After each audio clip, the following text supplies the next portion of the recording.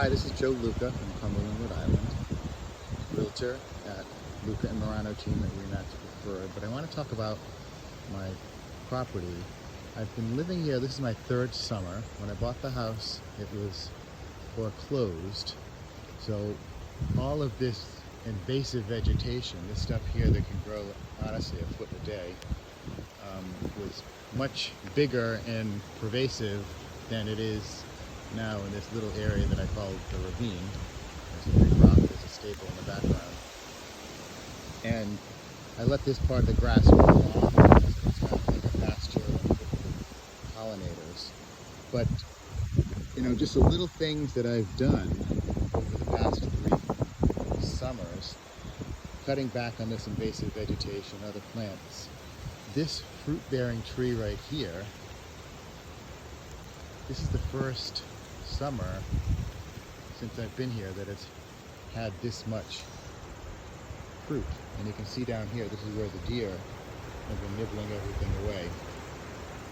And you can see a broken branch right here from the deer.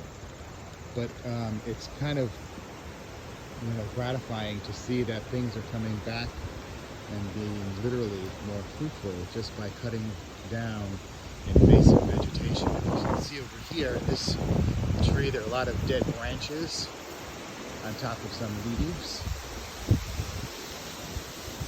This is all stuff that I cut off at the root, and now it's all dying. Buckthorn, I believe, is what it was.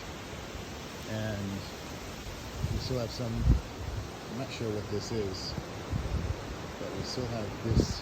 It's growing. I'm not sure if I'm going to cut it down yet because behind this is a nice rock wall.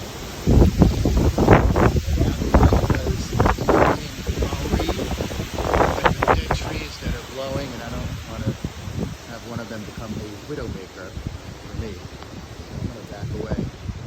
But anyway, my point, cutting back on this invasive vegetation over the years has been a lot of work, but it's gratifying to see that the indigenous vegetation is now starting to propagate again.